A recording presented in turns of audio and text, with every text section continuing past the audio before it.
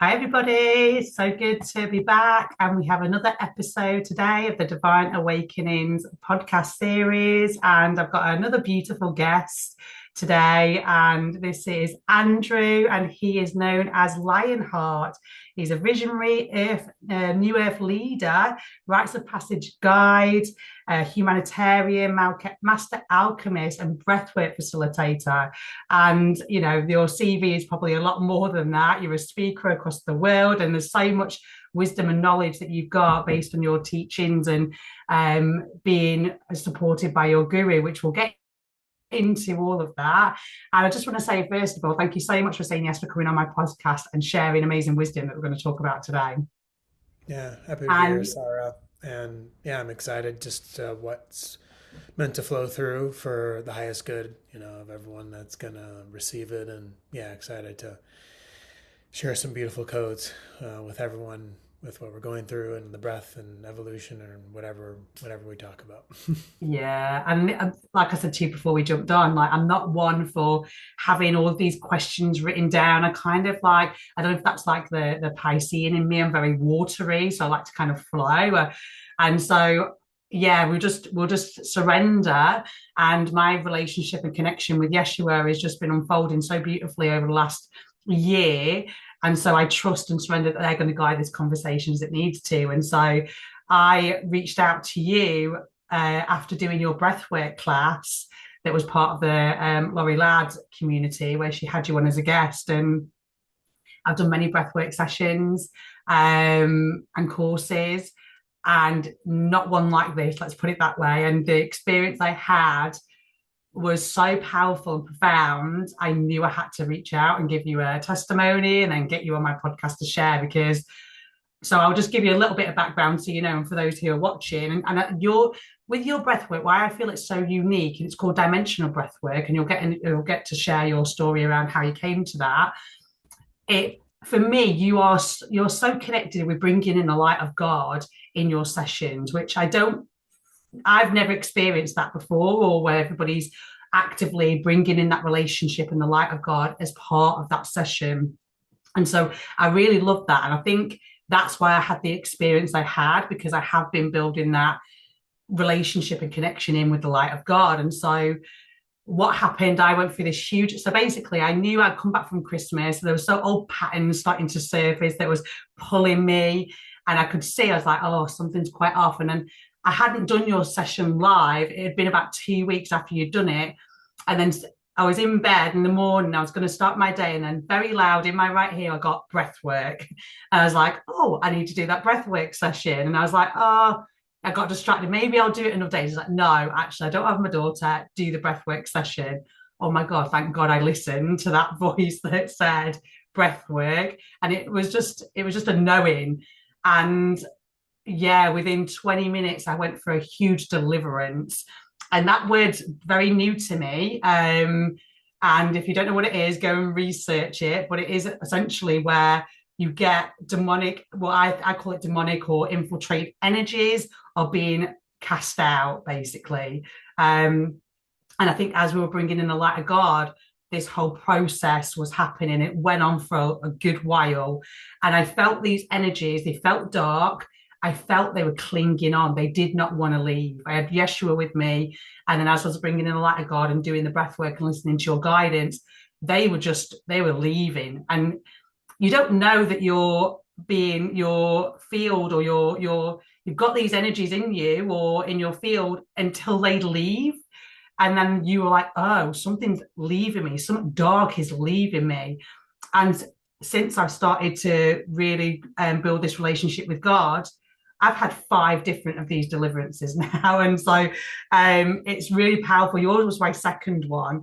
And so, yeah, it's so thank you for saying yes for coming on, because I think it's very powerful, the breath. And yeah, and I'm just really, really grateful for the work that you're doing right now. And so let's go back, to the beginning, really. Like, what I would like to know, have you always had a connection with God, and how has that played out in your life? Hmm. So my connection with God was really, I'd say not there, not existent until a very important incident in my life happened quite a few years ago now. My dad was my hero, and he was a legend, just such a profoundly beautiful man, and at the same time, uh, suffered from projecting his anger and his rage onto his family, my brother, my mom, nearly every day. And so it was really like his demise. And ultimately, that was what killed him at 54.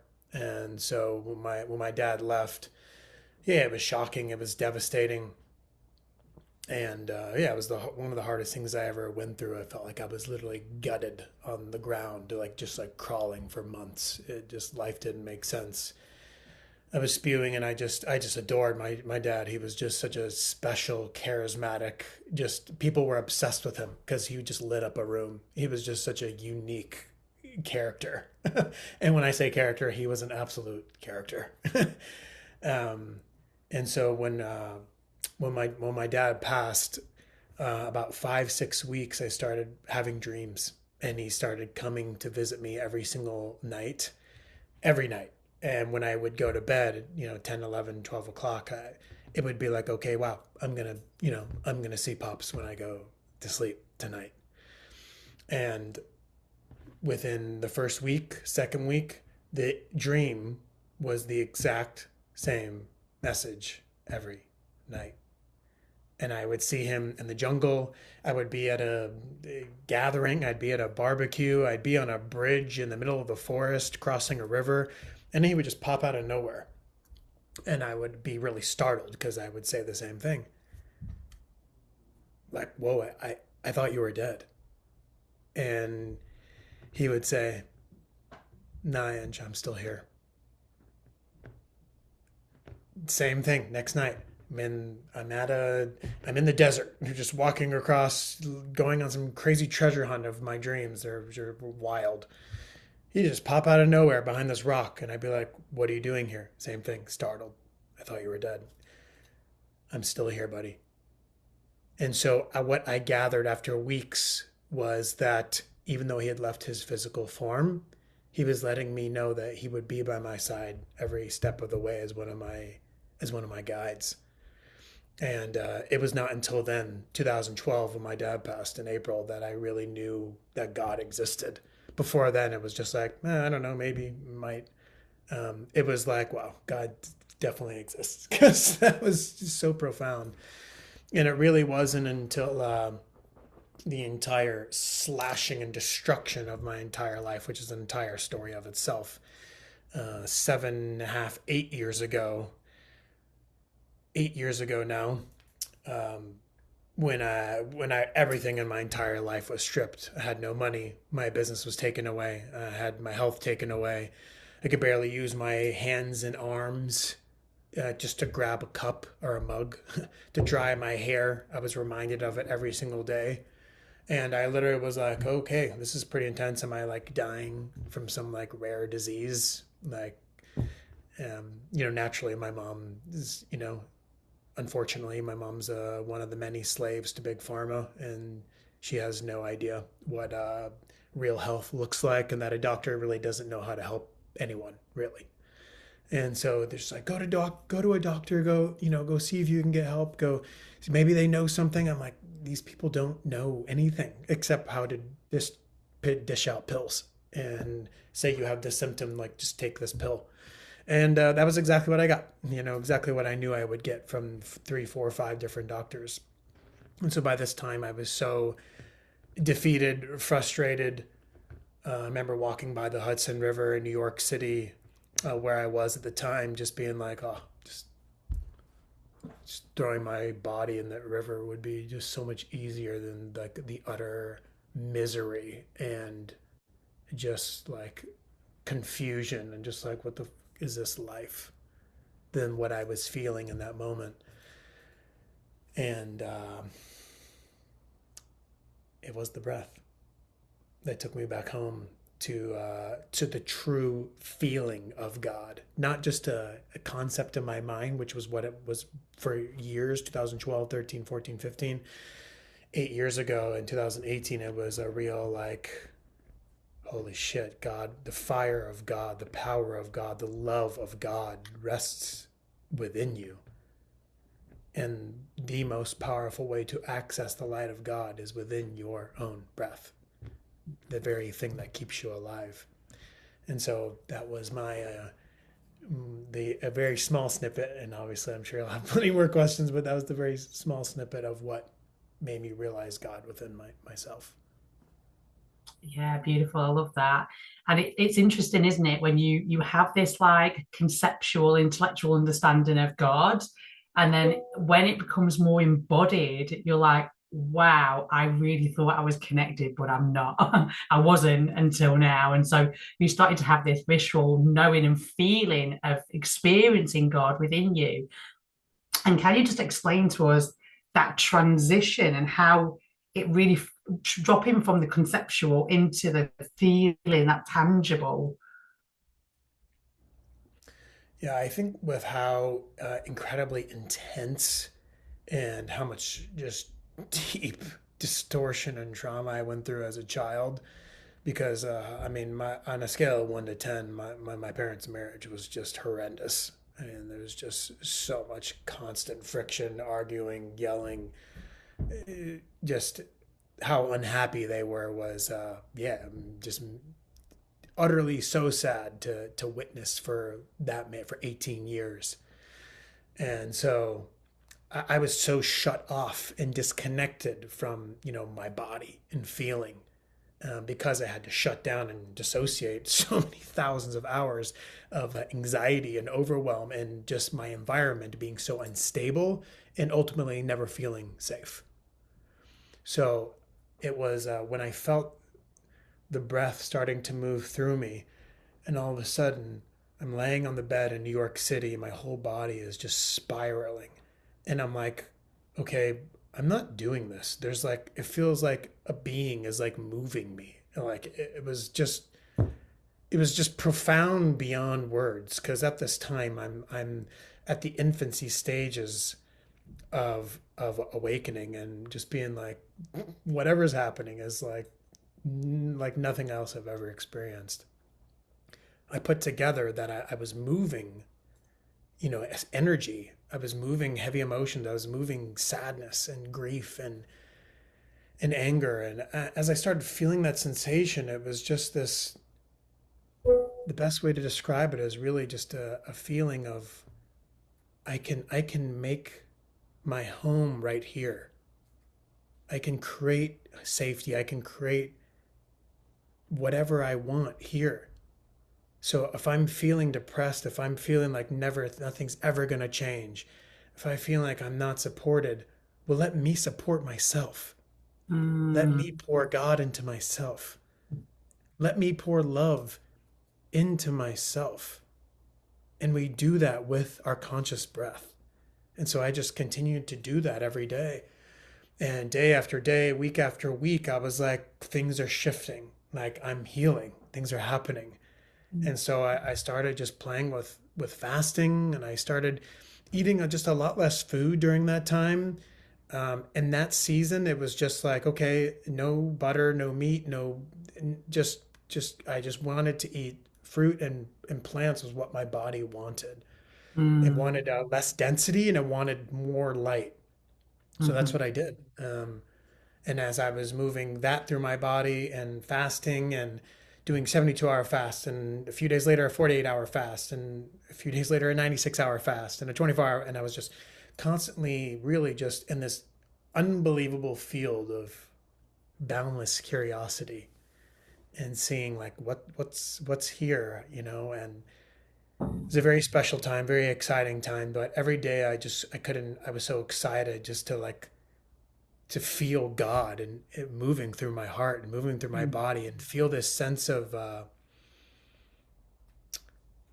hope. And there it was in this moment, reversing probably about 4 or 5 weeks before, where I was just walking down the street, and it was after coming home from one or two of the days where I was walking by the Hudson River and I was just so incredibly defeated and being like, fuck this life. Mm. How am I going to make it out of this? And I just heard, you have to let go. You have to surrender and you have to just trust in something greater than yourself. That thing that this is happening not to take you down, but to reveal something far grander, a life that you've never been aware of. And so I just followed my breath, and it was the breath that slowly continued to just another seed, another seed, Mhm. another seed, and with each week, with each month, that's what led me to just doing cryotherapy and acupuncture and getting massages and getting chiropractic. And during that time, I met this, beautiful woman um, who I was with for a very short period of time, about 2 months. And she was an acupuncturist, and she gave me so many sessions. And while it was a very short soul contract, it was very sweet, very nurturing, very kind, very loving. And she also helped awaken and help remember, who I was while, just giving me all these acupuncture sessions for free while having like no money. And then it was like, okay, you have to leave New York City. End of October, you have to go back to California, where I'm from, Los Angeles. You have to go back to Orange County, which is where I went at the time. And yeah, it was Orange County where I really did finished that chapter of 4 months of like deep intensity and 10-hour walks around New York City and people watching and just being blown open and so much information and wisdom coming through me. And in moments it was just overwhelming because I was just like, you're turning and transforming into like an entirely different person. And it was happening very, very fast, like a lightning speed train. And when I got back to California, and I was just like, okay, like this is your new life. And it was at that time where I started just exploring my breath, dozens, hundreds, and then years ahead, thousands of hours of exploring what this mechanism is of Mhm. God's medicine that is the breath. Oh my God, that's just beautiful. And God has a plan for all of us when we really open up to that. And it's beautiful.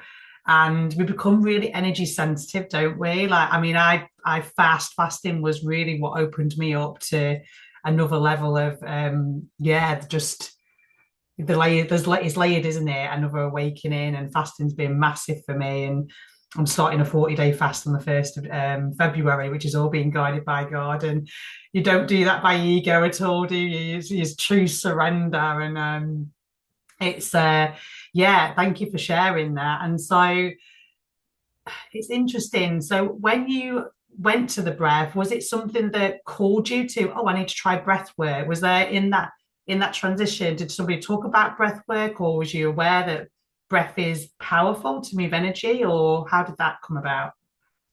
So when I lost my business in Central America, in Nicaragua to be exact, there started coming this online, this deeper, because I was very interested in nutrition and herbalism for quite a few years, 2000, 13, 14, 15, 16, 17, but there wasn't the consciousness piece. There wasn't the awareness of God within that. It was more of the awareness of the corruption of big pharma and food and our water, and it was missing that heart piece. And so the breath continued to make me realize the deeper understanding, the deeper knowing of everything of this existence, of the multidimensional aspect, of the spiritual aspect, of the cosmic aspect, of the thousands of years of distortion and prophetic times that we're living in. That really the breath continued to, show me and reveal to me. And it was just like, this message, this word, this very short phrase of breathe in God. Continue to breathe in God. And so when I would breathe, it was always just breathe in God. Meaning, breathe in the moment, breathe in this anxiety, breathe in this joy, breathe in the beauty of being at a festival and seeing the lights flashing all over your eyes and feeling the music, feeling the God in the music. It was just a whole nother level and perception of awareness, really, of the godliness in each moment. As I look at my window, seeing the blades of grass flickering in the wind, that's God. mm, mm, That's the movement of God. Seeing the birds on this tree over here, God. mm, Each single feather on that bird handcrafted by God. mm.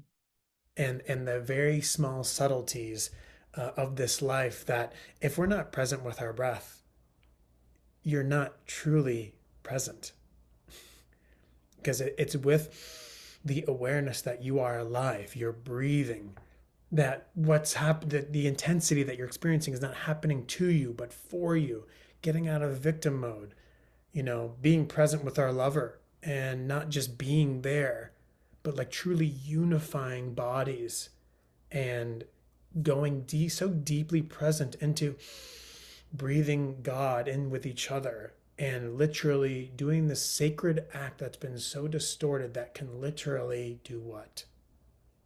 Create life. Which is why, ultimately, why we came, to continue to procreate and usher us into a new reality, a new existence, a new way of living, being, breathing, loving. Wow, that's beautiful and simple. Just breathe God in. And if you can have that as your mantra of just saying that over and over again, God, your life will just shift, won't it? Like so much will change just like constantly saying that. And we're always doing like we're short breathing. We're not doing the full breaths, and it impacts our nervous system and yeah, how we don't feel safe as well. So has that been something that's really helped you anchor in that foundation of feeling safe by connecting in with the breath?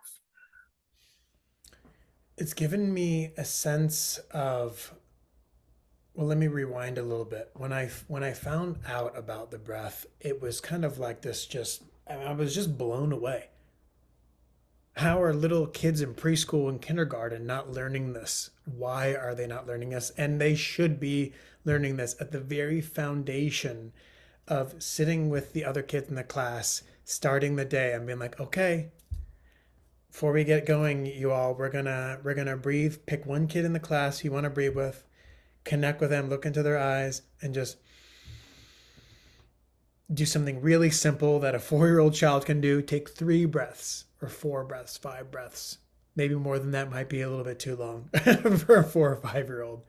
But just having them get in that practice of like, okay, before I start my day, before we start learning, before we go exploring, before we go foraging in the woods for mushrooms today, or whatever the activity is, we're going to drop into our body. We're going to be present. We're going to breathe. Like, how powerful would that be to implant and program into all these little children, that before they start their day, they know that they're going to breathe first consciously, feel their body, tap into their heart, and be present with this other little human that's sitting right in front of them. Powerful, life changing. Mm. Yeah. So it is something as simple as literally just breathing consciously throughout the day multiple times. And this doesn't have to be for half an hour each time, it can literally be for 20 seconds, Mm, 45 seconds, a minute. mm, And it is amazing what something so incredibly simple, a mechanism that we're doing all throughout the day, if that one shift happens over a span of just 60 days, their entire life can change just with a simple, deeper awareness that, oh my God, the last 3 days I've been feeling so unworthy. I feel like nothing's going to work out. And with the presence of your breath, you're like, wait, hold on a second. That's not my true boundless nature. I'm not buying into that. So mhm, let me breathe into it. Let me welcome it in. And let me just send that back to the ether because that ain't me. Mm, If you're not aware, if you don't have awareness of your breath, you're just taking that on. I'm unworthy.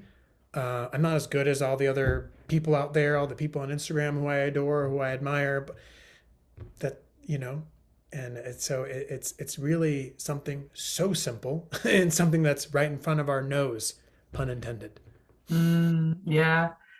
And I think God makes it simple on purpose. It's not meant to be complicated, but there's so many layers of programming and like distortions. And so, those who have got kids, you've got some real tangible actions you can start doing with your kids before they start their day or even before going to bed. Just do a quick breathwork little activity with them and watch their nervous system start regulating and how they just start to feel more calmer within themselves. And I think that's really powerful what you've just shared there as an action people can take away. And so thank you for that. And yeah, the simplicity of life, right? It really is. And so you call it dimensional breath work, right? And so how did that, what's unique about the dimensional part of it? If you can share that. When I got back from New York to California and I started going deep, it's so deep into the breath work and spending so much time and just in the darkness at, 8, 9, 10 p.m. Almost at pretty much every night during the day, I was dropping into yoga. I was exploring my breath. I was just getting in silence. I was listening to God. I was in a place of utter curiosity and excitement to feel alive truly for the first time, in my life. And I asked this question: Divine God, show me what it would look like to provide a space, a safe, loving space for people to experience God fully with the breath. What does this recipe look like? Show Mm, me. And so it kind of just slowly dropped in over a period of days of what it would look like with the exact energetics and kind of like this foundation of kind of almost like building a storyline into the dimensional breathwork and providing the space to potentially access people's multidimensionality and have these beautiful transcendental experiences. Now, many breathwork facilitators all over the world are bringing in, and I hear this everywhere I go and facilitate. Oh, I just attended a breathwork journey last month, but like if I'm being honest, it like wasn't it wasn't great or like it was terrible, and the woman was up there like yelling at everyone like breathe harder, go faster, and it's just like feel like I'm in like a army boot camp, just mm, this very hyper kind of masculine energy of kind of like force and mm, brute force and like trucking through the journey to kind of almost ensure that people had this blast off experience. But I'm here to tell you that's not coming from the source. That's not mm, coming from the more feminine aspect of this existence and unifying the energies internally within us. It's coming from really the ego, the facilitator, as they want everyone to have this multidimensional experience. And that's not the point. mm, The point is to allow God to move through each person, to allow God. I don't decide what anyone experiences in my workshops. It's already been decided before they showed up that day.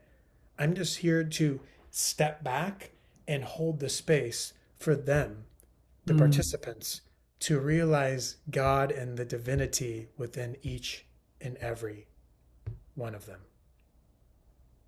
It's just my job to show up and hold a beautiful, safe, loving space and allow the dimensional breathwork to do what it does, which is unveil, reveal, allow a space to cry, to kick, to release, to let go density, to Mm, feel love, joy, universal oneness.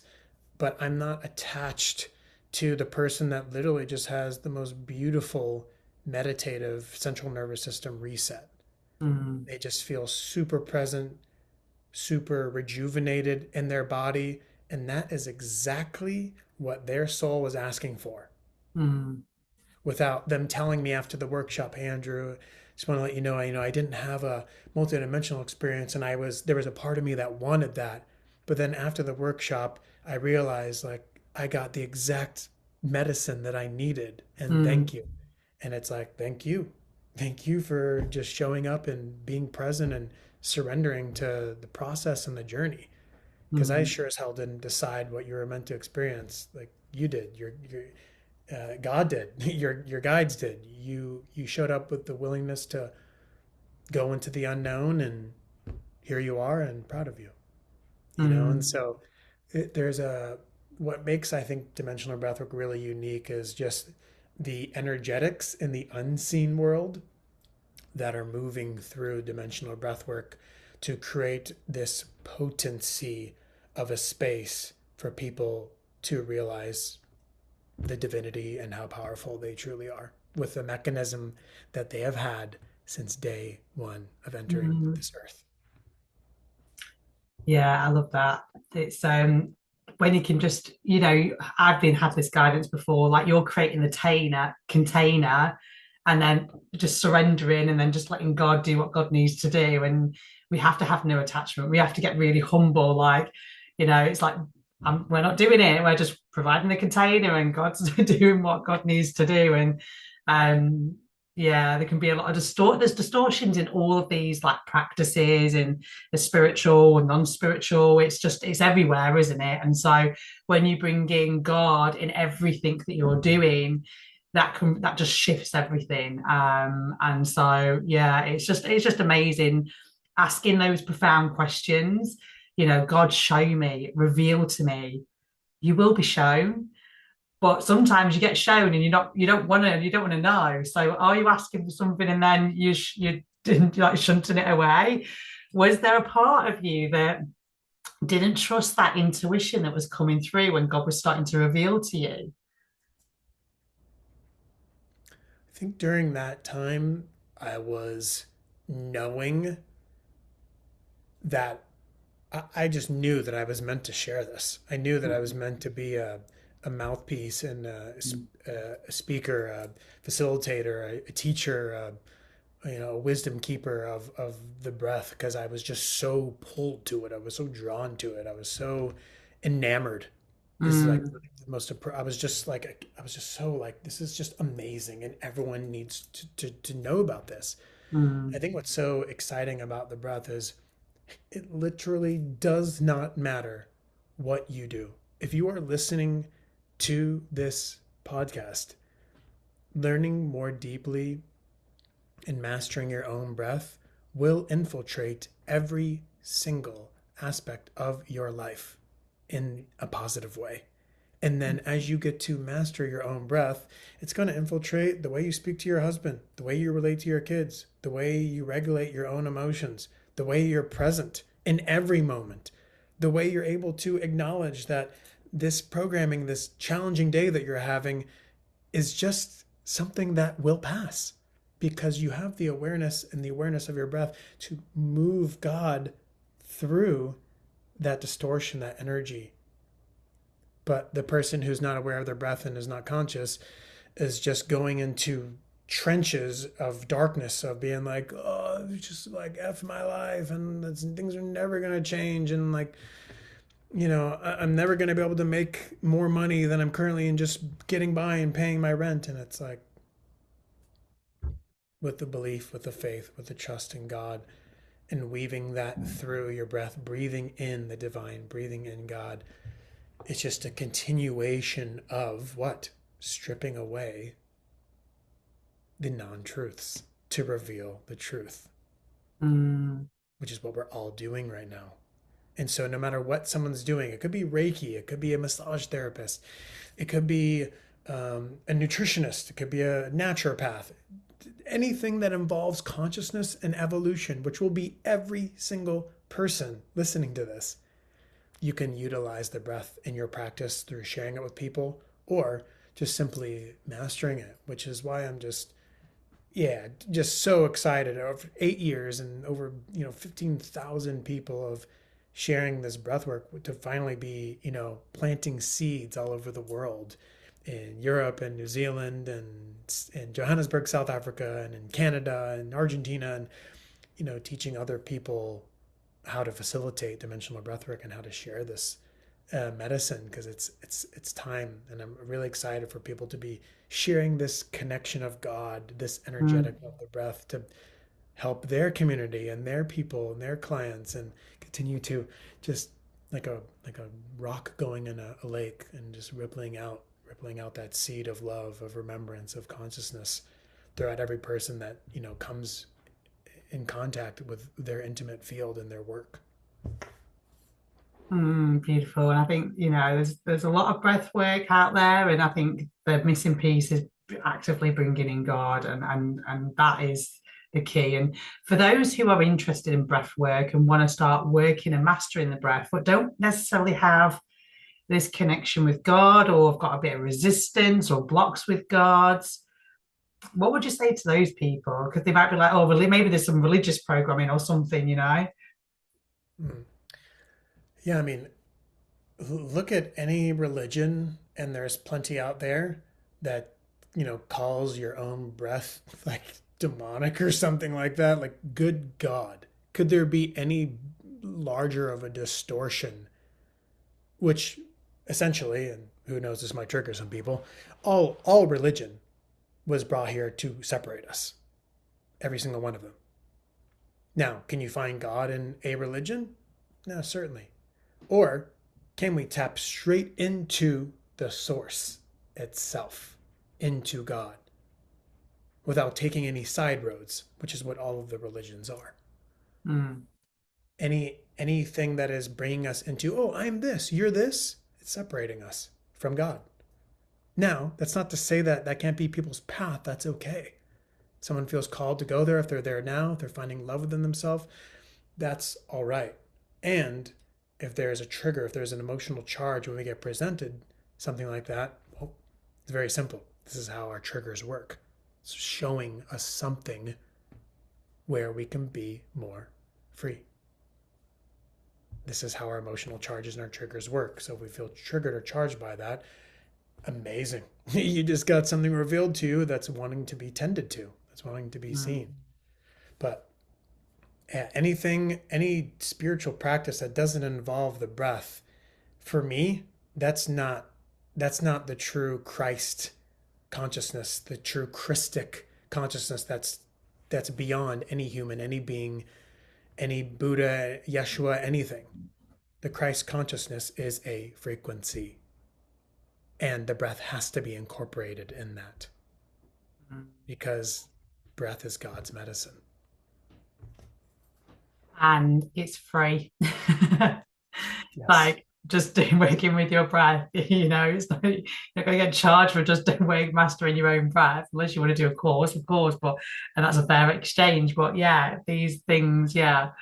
Um, yeah, it's just really powerful, isn't it? And it's really simple when we really look at it. And even Yeshua was trained in the breath work, and it's through all of these traditions, like breath is, there's power in that for a reason. And so yeah, it's amazing that you've tapped into that and are sharing that worldwide. And you said earlier about when you was really opening up to breath work and this new world that you were finding yourself in, there was a lot of wisdom coming to you and it was a bit overwhelming at time. Is there anything that really stands out, apart from obviously saying breathe God in? Is there anything at that period that this new wisdom that was being shown to you, that stands out?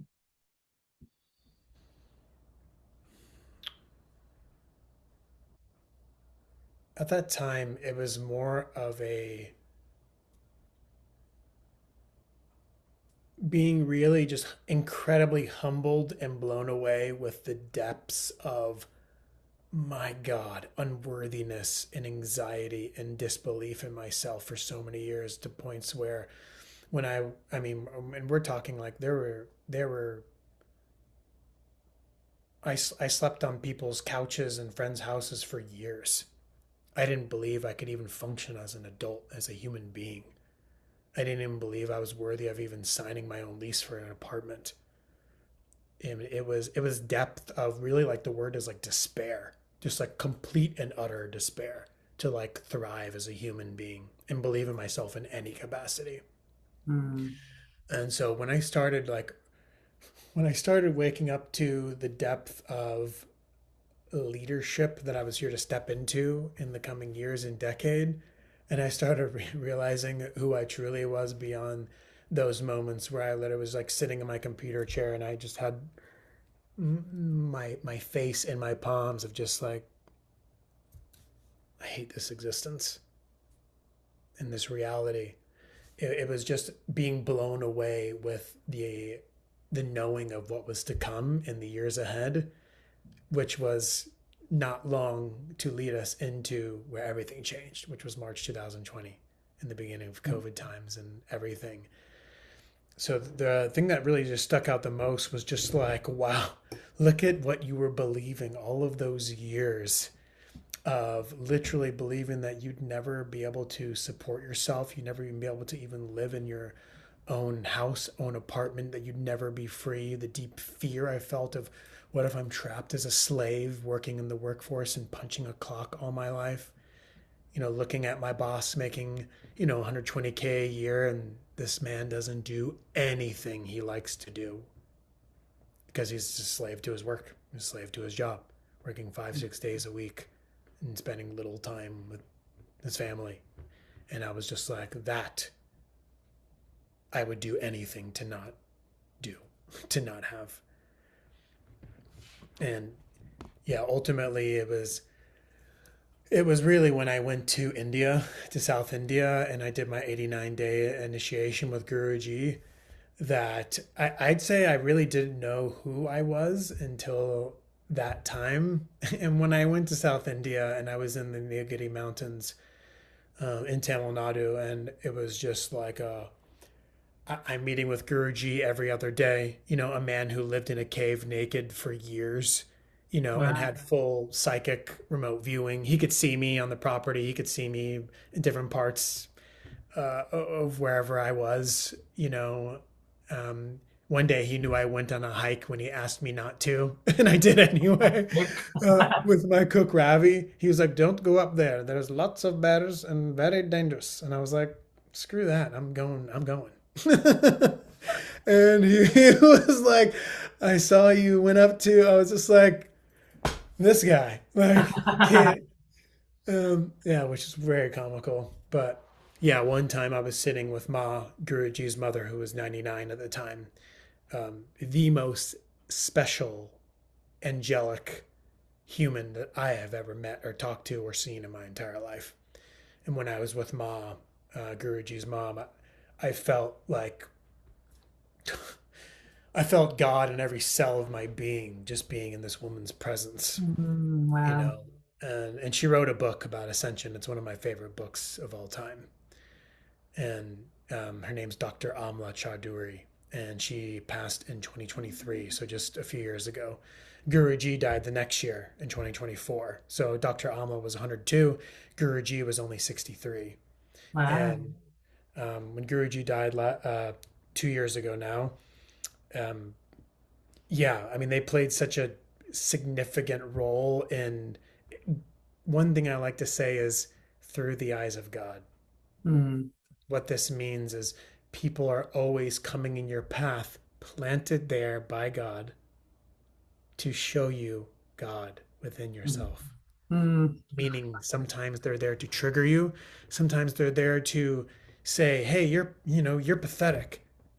And then you're like, "How dare that person call me pathetic or lazy or chubby?" And it's like, if you believe you're pathetic or lazy or overweight or whatever, right? It's only an opportunity to what? Love ourselves more deeply, Mm. to strip away the part of us that believes that that's true. Because if you didn't feel that you're lazy or you sleep too much or whatever it may be, it doesn't matter. God's literally working through that message to send to you, to take in, to feel that trigger and be like, okay, I see the perfection in this. I'm Mm. willing to see it. I'm willing to feel it. I'm willing to breathe God in this and let it go. And so, through the eyes of God is a saying that is simply the deep knowing and realization and awareness that everything that comes into your field, everything that happens in your life is not trying to take, it's just revealing something Mm. deeper within that's wanting to be felt, acknowledged, heard, listened to, an inner child that's sitting there clawing at your attention for years of feeling left behind, unloved, not recognized, not acknowledged. That's the power of the combining inner child work with the breath. You heal Mm. the inner child, you change your entire world. And that's what as much as being dictated, right now of many humans and the vast majority of humans all over the world. But I digress to go back to Guruji and time in India with Ma. Yeah, that time was a wow. To say it was special would be the true understatement of the century for me. I was spending 6 to 12 hours a day of meditations and mantras and breathing and very little to no human interaction as I was literally living in a tribal village, at 9, 10, 12,000 feet elevation, with not even a place to even get a tea or a coffee. Mm. Just the tribal people living amongst the land. And after I was there for 89 days, all the tribal people, they saw me every day. They, the nod, the hello got more and more kind, more and more warm. And during that time, I'd say the most maybe profound thing I experienced was my very second to last week. And there's many, many profound moments. So this is the tiny snippet of 3 months. But there was a moment where I was walking through the tea fields. I was walking through the tea plantations in the mountains, and I saw, 3, 4, 5 of the tribal women walking by me, and with their perfect brown, dark brown, radiant skin, and I just saw these like walking roses, and it was this level of love and deep reverence and honoring of the feminine and of just women, and just being like, there's like these sacred portals of God that are like ushering life onto earth. And I just like saw like a rose. It was like a sacred rose. And I was just like, whoa, like what is happening? What is happening to you? It was just a realization of the level of purity that felt like ancient, angelic, beyond this earthly realm. In that moment, that I was just like, as I continued to walk past him, I was just like, wow. And that was about, a week and a half, 2 weeks to leading up to me leaving and returning back to, California. Oh, actually, I had another 2, 3 weeks after that of my journey, but it was the end of my time with Guruji. And yeah, just like a really, really, really special time and the most revealing time in my life. And ultimately, what I learned afterwards is I went through that initiation to prepare me for my leadership role. That was my initiation into being more trustworthy, a beacon of light, sharing my voice, standing on the front lines during the vaccine times and sharing what I saw, what I knew fiercely, while people, projected and judged and you're dangerous and how dare you. And but it was the mastering of the breath with Guruji that really, I would say, allowed me to share the breath at the capacity that I was meant to in this life, and to find dimensional breath work and all of those things. Yeah, beautiful. Do you think that experience you had with those women that you saw, where you saw the rose, was helping to activate the feminine within you as well? Well, one thing that Guruji shared that blew my mind. This was like the second day we were together. I'm just meeting him, and he's closing his eyes, and he goes,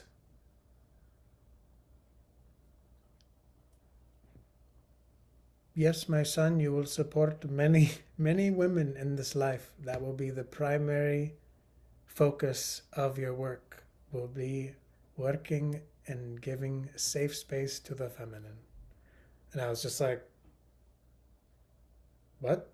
Okay. And I was just Wow. like, and as he said that, it actually landed so deeply because of this relationship I've always had with women and with so many girlfriends at the time, and being very out of my masculine in my earlier years and not having a connection to that and actually shying away from that because um, the masculinity that my dad carried in his wounding was so distorted through being able to hold space for my mom and for the feminine, and what that looked like, and showing up as like a divine man and someone that could hold space, which he had not even an ounce of capacity or patience to do for my mom. Mm, So it was absolutely activating that, without question, of just this like deep honoring and reverence and appreciation for God choosing, a woman, all life, every man, every woman to come from a woman, mm, from the source, from where a child grows and is birthed. And it was just, and some of these things, and there's even more to share, but I really couldn't even attempt to, because it wants to come through like telepathically, like an energy, because mm, it was so beautiful and so profound. I'm just doing my best to articulate the energy, the consciousness that was moving through me, at that time. But yeah, I would say I definitely resisted working, with women maybe at times, because I was like, oh, I feel like I'm supposed to work with more men, and I always felt like it was so important with me to be integral and make sure that my own energetics were reflecting truth. And then, just come to, the last year or two, and I've really come to know that, I work with men too, but I would say 85% is really just being that safe space, for women to continue to trust, brothers or men again. Um, mm, as much of the satanic distortion has happened through what? A man's body.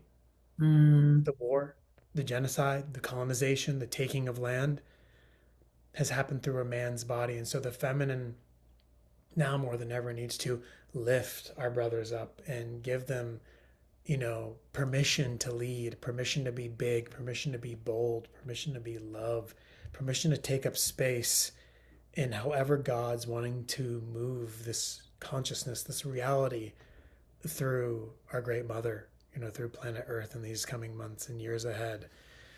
And so it will require both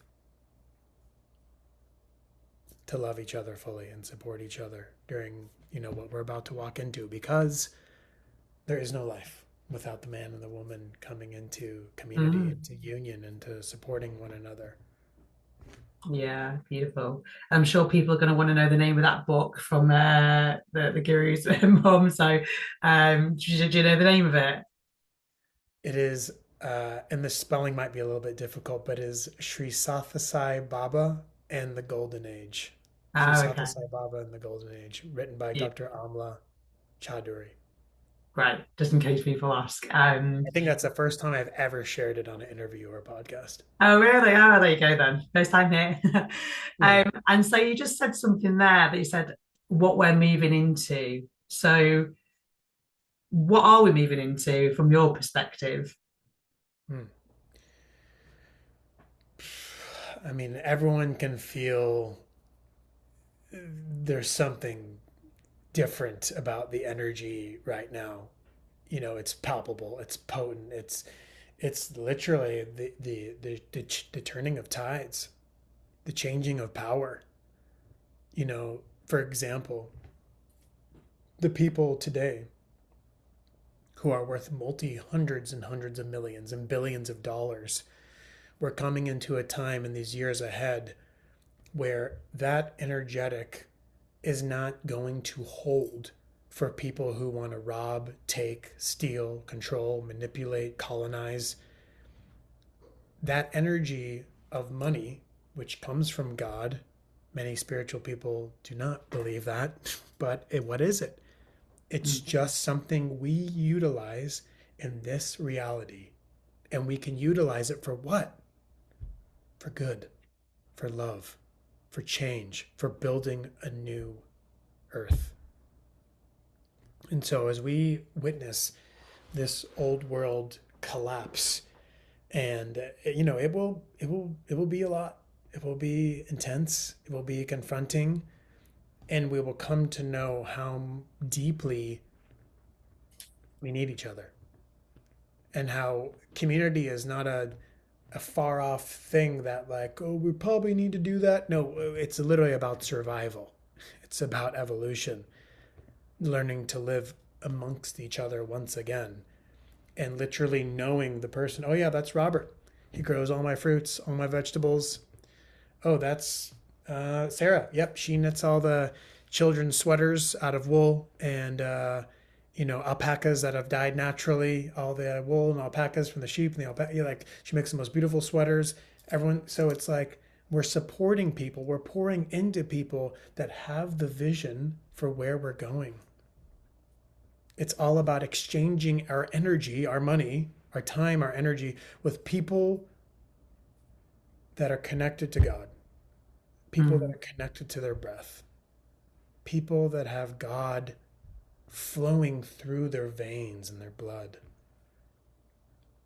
And Mm. it's having that symbiotic exchange with, as more and more people continue to leave, which we will have many be leaving over these coming years.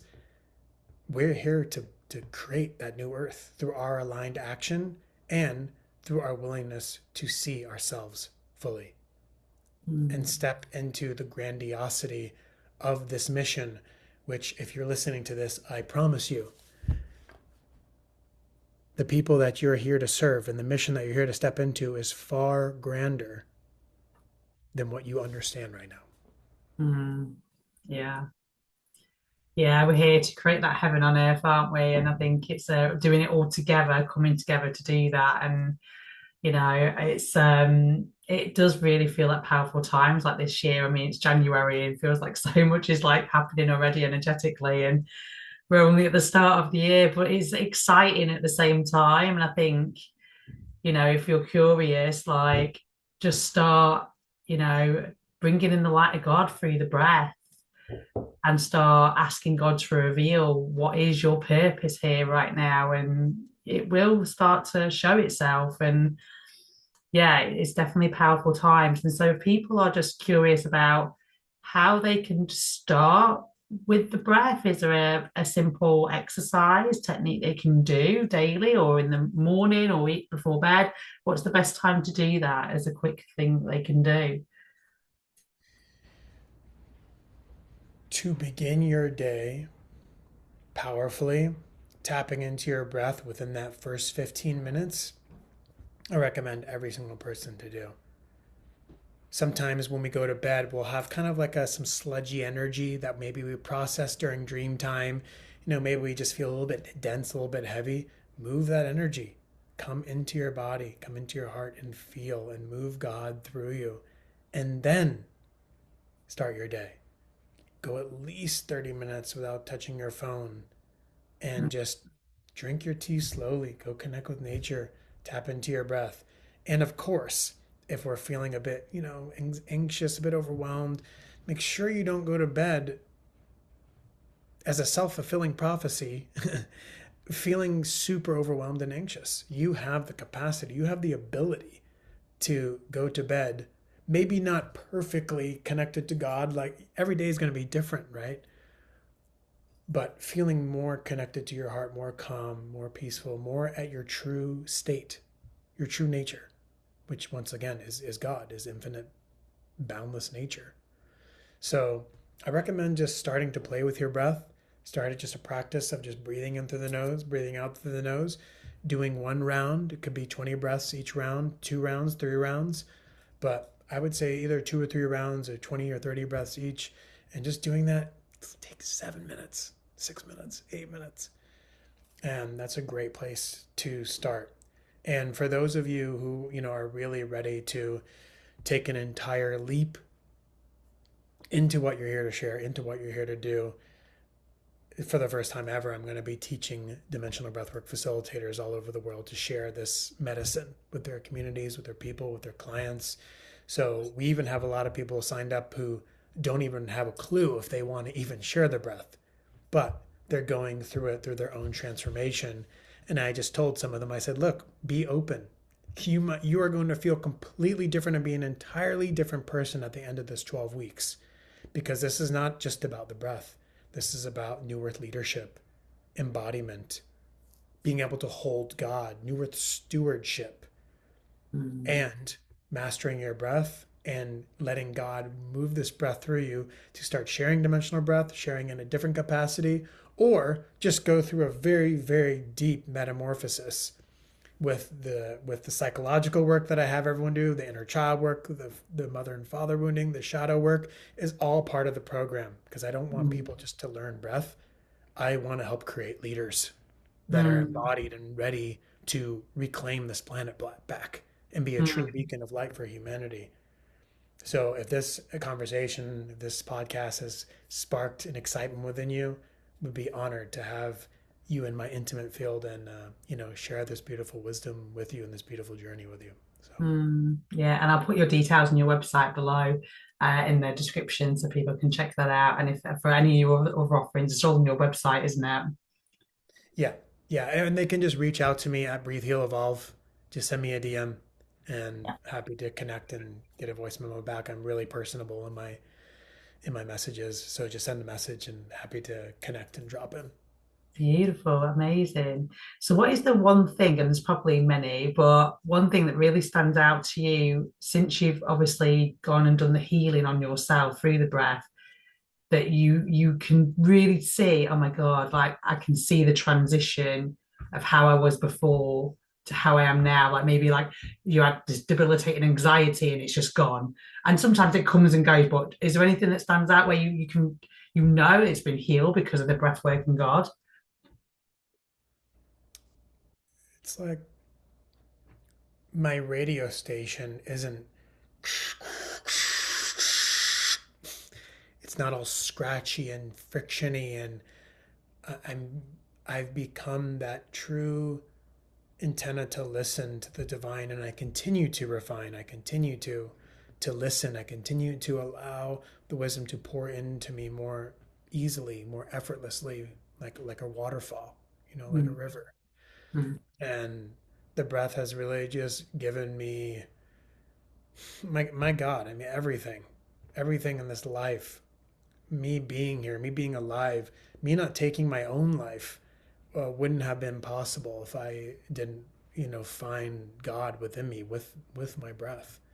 mm, So it was truly just like the remembering and the knowing that no matter what, if I'm on a train, if I'm on a plane, if I'm walking through the airport, if I'm in my car, if I'm in a farmer's market, always have my breath to return to the knowing of God within me, especially in these years ahead as things get pretty wild.